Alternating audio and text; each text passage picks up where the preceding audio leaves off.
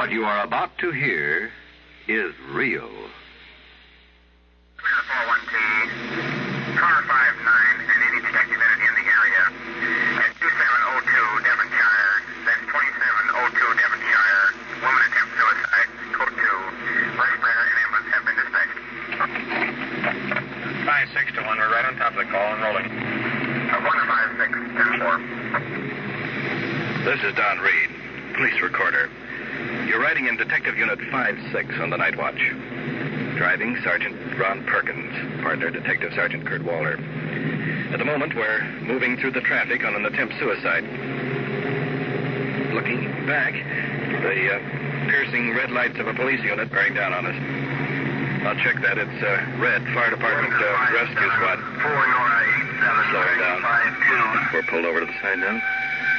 Let the respirator truck go by. Here she goes.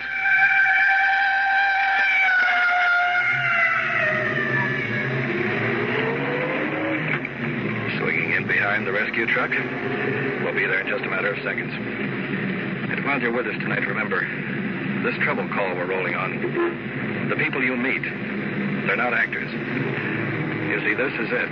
This is real. This is Nightwatch.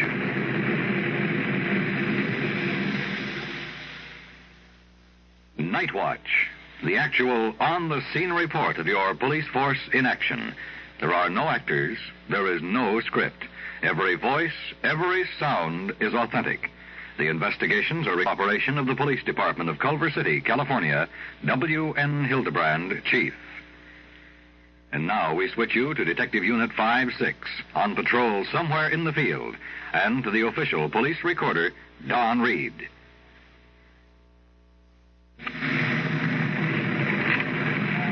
Answering a call of a woman attempting suicide. Respirator truck just ahead. Stopped. We're swinging in behind.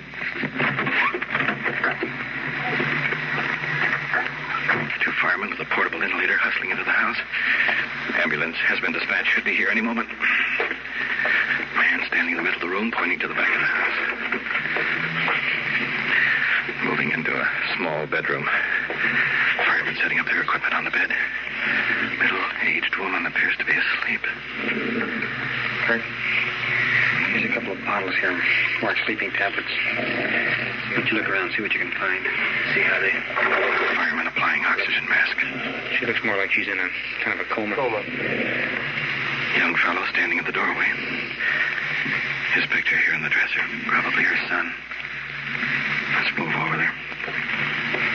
Would you want to contact the family doctor? We tried to, and we can't get a hold of him. I called him first. You just relax the best you can. We've got an ambulance on the way. What is that, Kurt? Is it the forced breathing that's making the noise? Yeah. She's just... that's not... it's not forcing it in. In other words, she's just absorbing it. Breathing herself. She's breathing herself. Yeah, you couldn't force it in her anyhow. Mm-hmm. In other words, it's just making it easier for her to breathe steadily. Mm-hmm. How's her pulse? Yeah. Apparently she took these about 4 o'clock this afternoon. She's in a deep one. In the distance, the ambulance.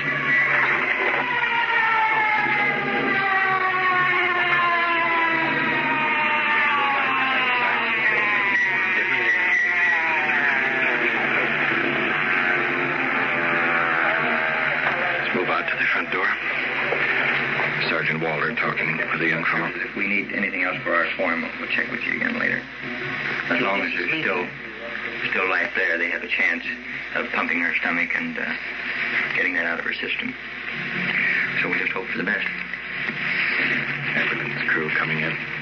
Here's we've been able to find out it's sleeping tablets. Waiting in a stretcher.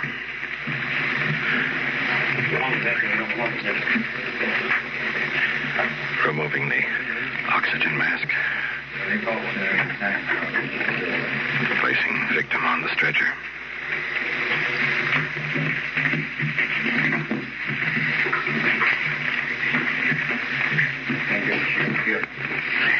Feel the patient outside now.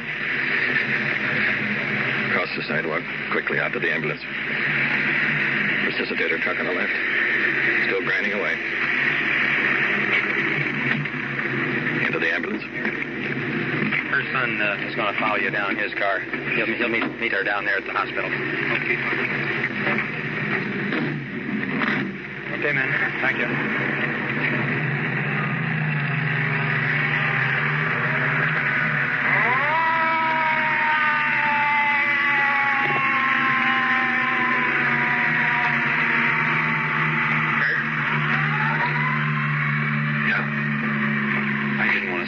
Her son was there, but I found this note on her desk.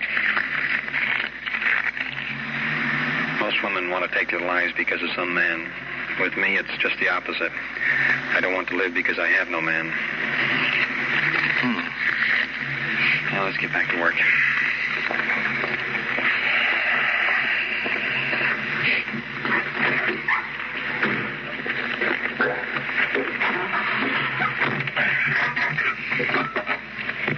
Fine, 6-1, clear on the attempt suicide. Victim en route to the hospital. 156-10-4.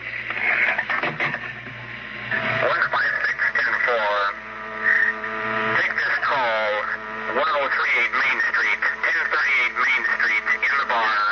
Investigate a man possibly carrying a gun. Unit 5-6 is rolling on this call now. 5-6, roger.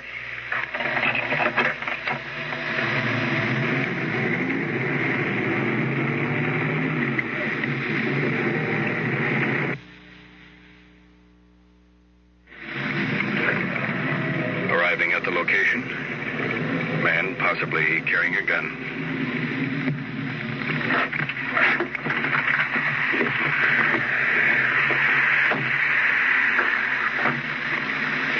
Combination bar and restaurant. Uniformed officer at the door of the bar motioning us in. Inside, looking for subject reportedly possibly carrying a gun, flashing a large amount of money. The gentleman we're looking for is standing in the middle of the dance floor. You can't miss him. Tall cowboy hat, suit, boots, silver two-gun holster. One arm around the girl, the other waving a fistful of money. There's so much noise you can't hear yourself think. Taking a little encouragement, assist by one arm to get the subject headed for the door. Taking a good look at those guns, they're just a couple of water pistols. It's harmless enough. That is, if you wouldn't mind an occasional shower. Now, let's move on outside.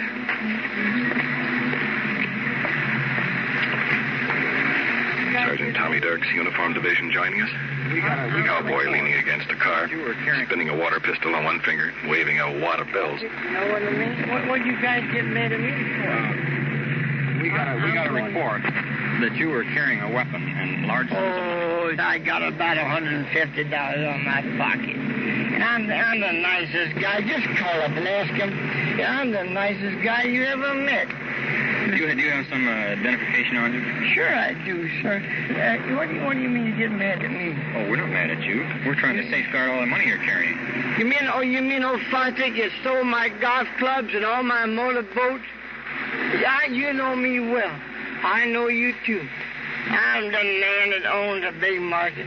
What's the name of the market? Look, let's quit joking. I'm a big man. And you guys are getting mad at me. You ain't got good sense. Do we look like we're mad at you? Okay, go ahead.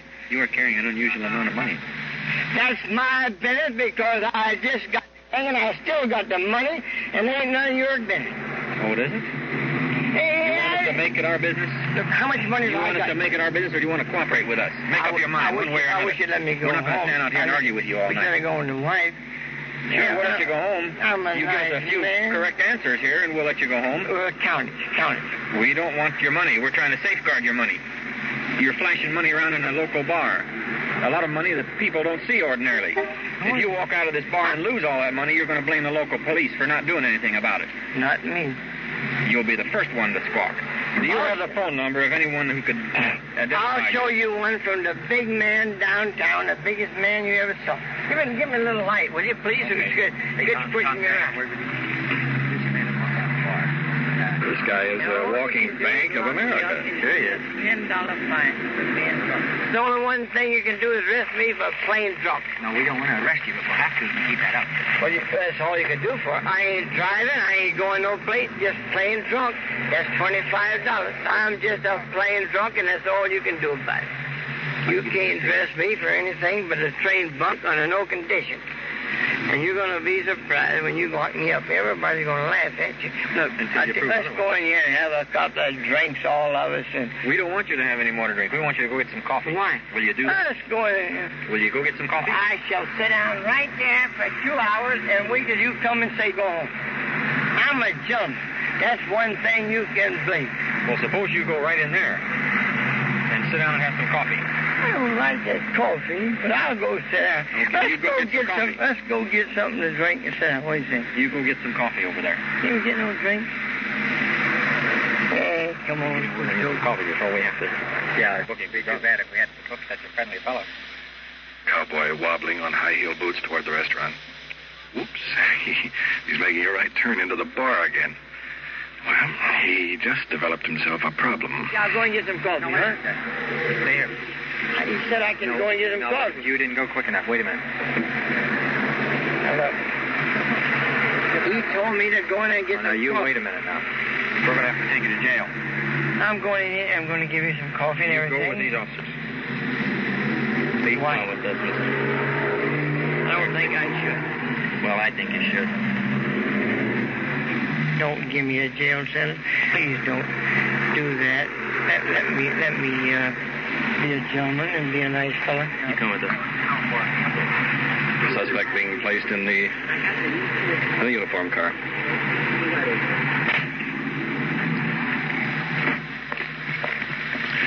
He'll be all right. Bail out in 5 hours.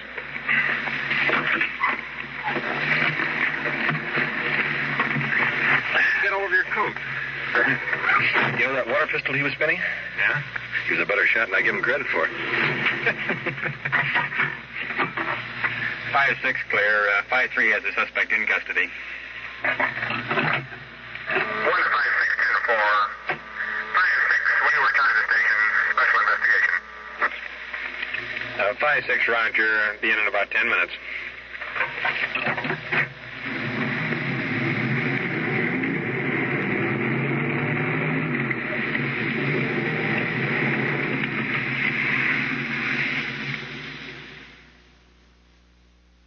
You are listening to Nightwatch and following the activities of Detective Unit 5-6 on its tour of duty. Remember, the people and sounds you are hearing are real, and the investigations are recorded in the field as they actually occur. We'll bring you the final results of tonight's action at the conclusion of Nightwatch.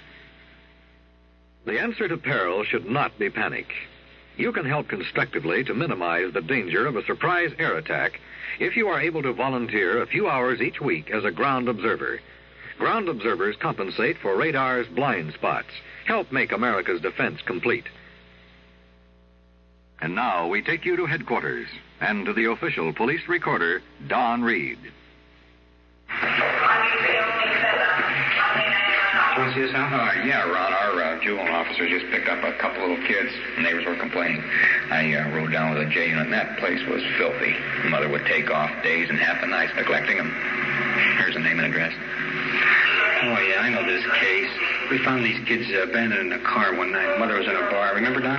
Yeah, I remember. The kids were about half frozen. I'll run a record check on the mother. And, Don, how about you going in the J Bureau there and tell them I'll be in a few minutes? Yeah, we'll do. Moving into the juvenile bureau now.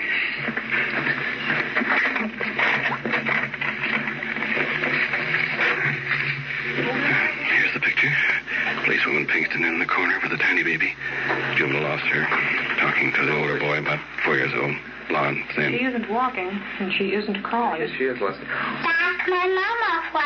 How old she is? All right, baby. Do you remember one night about, 4 weeks ago, you and your little baby sister were left in an auto down here out in front of a bar? Oh, yeah. Remember it was a cold, foggy night and you were inside there by yourself? Do you remember that? Yeah. You put a blanket over your little baby sister and went in and got your mommy? Remember that? Yeah. This is kind of a disappointment, you know. She said she'd take better care of you after that, but apparently she isn't going to do it, is she?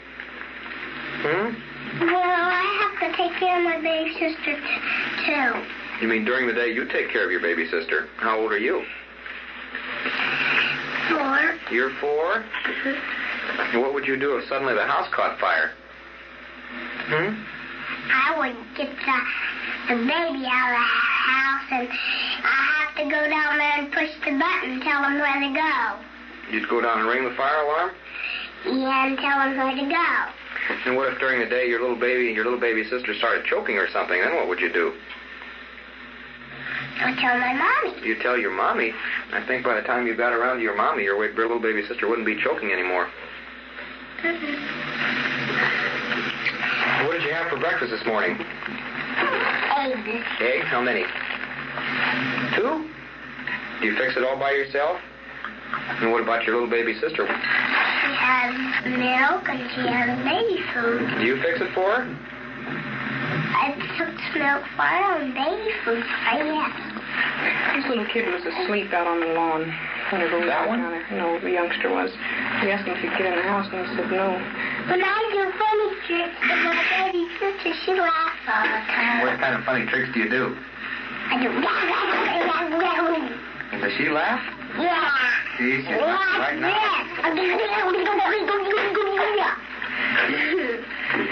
See, that's how she laughs when I do it. This is the most adorable little baby. Sergeant Perkins coming in. Thank you. I ran a record check on the mother. She's never been arrested. The only thing on the record is that night that we warned her about the kids. And what exactly happened? We received this telephone call from a lady who, like all good citizens, did not care to give her name or to get involved in anything. She told me about these 2 little youngsters living with a man that she knows that we have known in the past because of his drunken habits. So, she knows there's a baby in there because she hears it cry, but she's never seen the kid outside.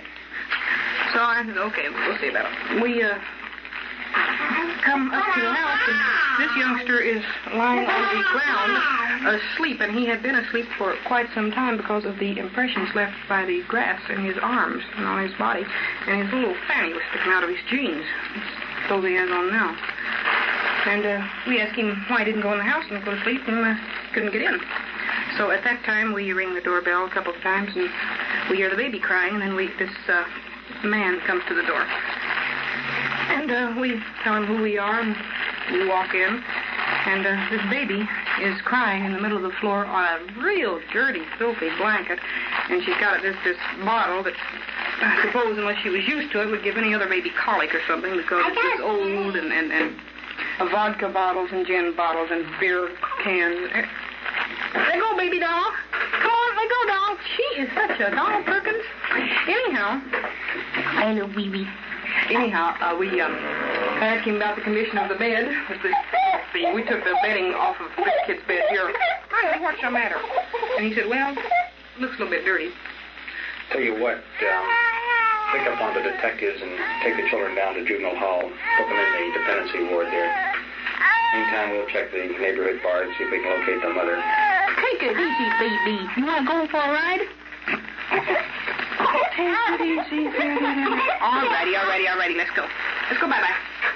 How some people can have children and treat them like this, I don't know. Bundling up the little one. Fleece blanket. It's not pink, but it's warm. Pardon me, I must have... Never mind, I think I can get it. Hey, careful my tie. All right. Baby under one arm. Little boy by the hand. Thank you, Ray. Now we'll see if we can find the mother. Hear her side of the story. If there could possibly be one. Thank you. That's fine.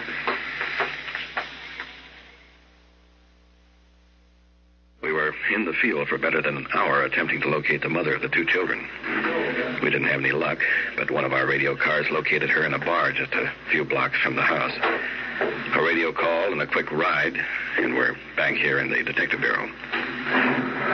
The mother is just being escorted into the office. Sergeant Perkins, Lieutenant Conlon taking over. Mother, tiny, tired young face, melting into a chair. How old are you? 22. We have your 2 children in custody due to the fact that they have been neglected. And the neighbors in the neighborhood have been complaining. But when we went to your house today, we found your oldest boy, who is 4 years old, sleeping in the parkway in front of your house. Your baby, which is 4 months old, on a wet, soaked blanket in the living room. And there was wine bottles, beer cans, whiskey bottles, gin bottles, all over the house. Yes, sir. The neighbors have told me that they have fed your little boy in the daytime. And the neighbors also told me that they have given him clothing and underwear. Well, I did not know that they had fed him, but I have accepted clothing from them, which I'm grateful for.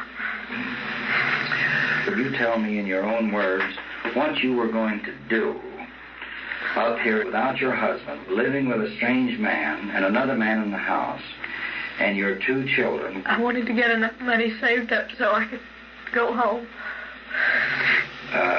You realize that in the condition that we found your 2 children, that there was nothing else that we could do except pick them up. Yes, sir. And protect them. Can't say that I'm not glad. While we were there today, the finance company come in and repossessed his car and also the furniture that was in the house. Did you know that he owed a lot of money? No, sir, I didn't. Well, you were there whenever they removed the stove and the washing machine, weren't you? I understand that was sold. Well, while you were in the house, what did you cook with? On a 2-burner hot plate. And this man told you you could live in his house? Yes, sir. And you lived there for 2 months? Yes, sir. Where do you get the money to drink? I'm working and I don't drink. Do you remember me? Yes, sir, I do. Do you remember where I saw you last week? Yes, sir. Whereabouts was it? Where I'm working now. And what were the circumstances that time? My children were out in the car. You were drinking that night? Yes, sir, I'd had a couple or 3 beers. Do you remember what we told you and what the Los Angeles Police Department officers told you about the children? Sir. You recall? Yes, about sir. their being that left alone and neglected?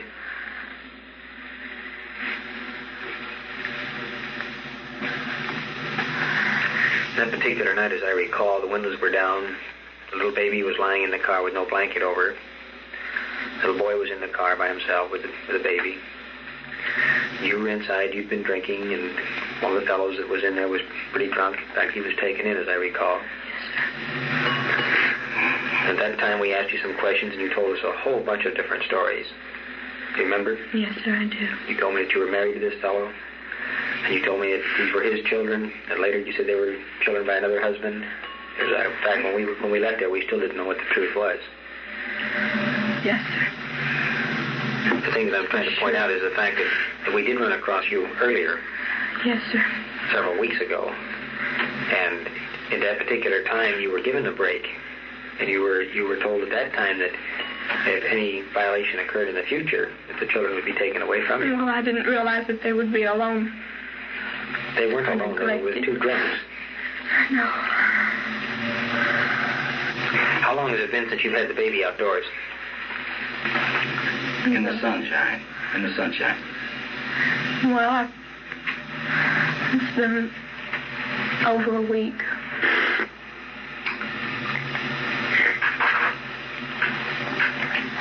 I don't know whether you're going to get your children back or not. That's up to the courts.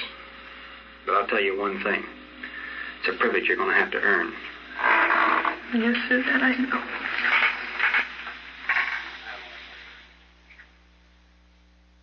What you have just heard is real. This investigation was recorded as it actually occurred. And now back to police headquarters and Chief W.N. Hidebrande.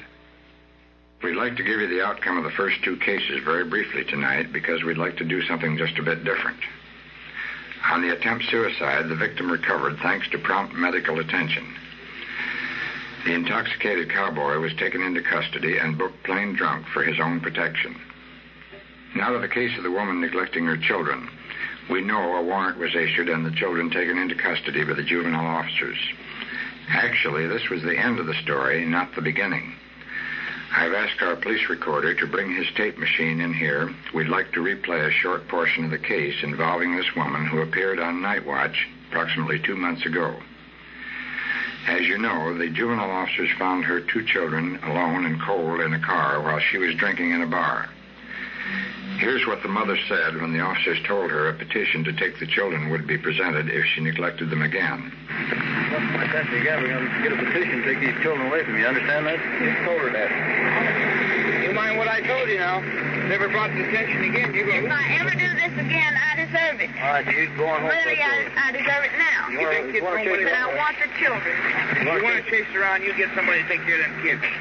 So you see, the mother predicted her fate 2 months in advance. The children have now been removed from her control and placed in a proper home. Now, the mother has to convince the court that she will provide proper care, attention, and love to her children. In other words, she's going to have to earn the privilege of taking care of her own children.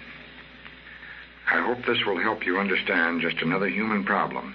If so, then we have a meaning for Nightwatch. Thank you, Chief Hidebrande. You have been following the on-the-scene reports of your police force in action. Every voice, every sound has been real. Nightwatch, brought to you through the cooperation of the Police Department of Culver City, California, is produced by Sterling Tracy and Jim Hedlock, with technical advice by Sergeant Ron Perkins, and described in the field by the official police recorder, Donn Reed.